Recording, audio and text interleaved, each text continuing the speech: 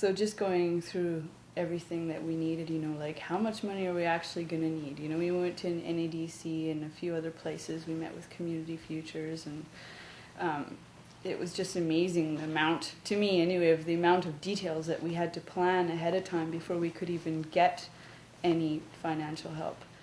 We're going to need to print brochures, and we're going to need to get some pictures to put on our brochures. You've never been in business, but you got to start with some pictures.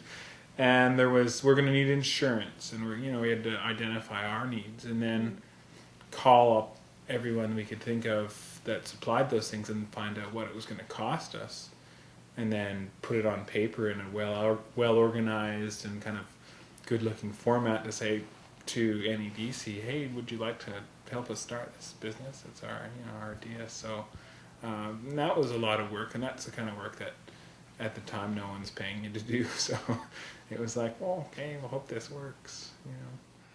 Okay, I'll just preface the business planning with taking a look at my screens. We have moved into my mother's house that I decorated, designed.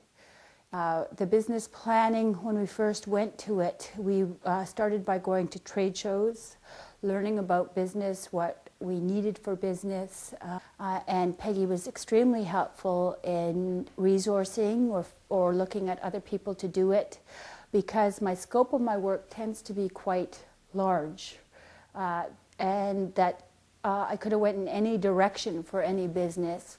It was really good that I had a larger company, Deloitte & Touche, that would actually be able to hone everything that I was talking about and all my excitement and how many different directions I could go into a solidified, very focused plan.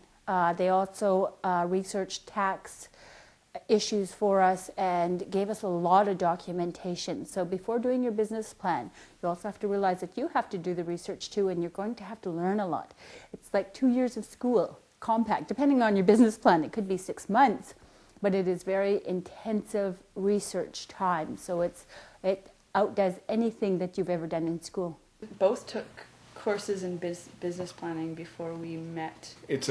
First of all, it's important if you're going to get any funding, which with most businesses, unless it's a really easy, cheap startup, you need to get some startup capital, and not many institutions are going to lend you money when you don't even have something on paper as to what you want to do.